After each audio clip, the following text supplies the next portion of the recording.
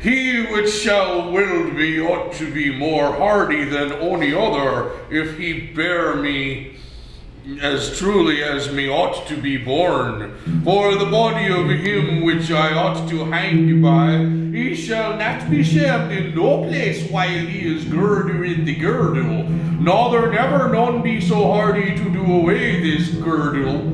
For it ought not to be done away, but by the handis of a maid, and that she be a king's daughter and a queen's, and she must be a maid all of the days of her life, both in will and in work, and if she break her virginity, she shall be by the most villains death that ever done any woman. Sir Galahad, said Sir Percival, I pray you turn the sword over so that we may see the inscription on the other side. Sir Galahad did so. It was blood red in color, and the inscription in black letters. He that shall praise me most shall he find me to blame at a great need, and to whom I should be most debonair shall I be most felon, and that shall be at one time only.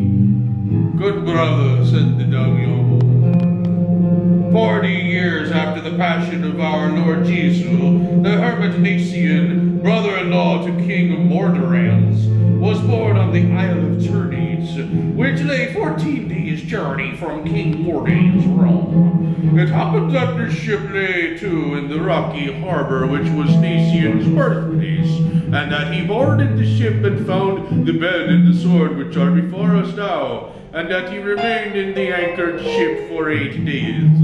On the 9th, the tempest drove the ship away to the rocky island where dwelled the terrible giant. As Nacian came ashore, the giant attacked him, and he ran back for the sword, which now lay naked by its sheath, grateful to have a weapon with which to defend himself. However, the sword broke as soon as he raised it. Alas, he said, that which I have most praised I must now most blame. He threw down the pieces, leaped overboard, and attacked and killed the giant. He then returned to the ship and was blown away again, this time to the port of the perilous Rouge, where he met King Morte in another vessel, where fiends had been busy trying to draw him into evil. They greeted each other and described their adventures. Then the king told Nacian that he must have been in mortal sin for the sword to have broken in his grasp, and taking up the pieces, placed them together so that the sword was made whole again. He put it on the bed, and a voice spoke to them. Leave this ship before you fall into deadly sin, otherwise you shall not escape it and shall perish. And that's the story of Excalibur.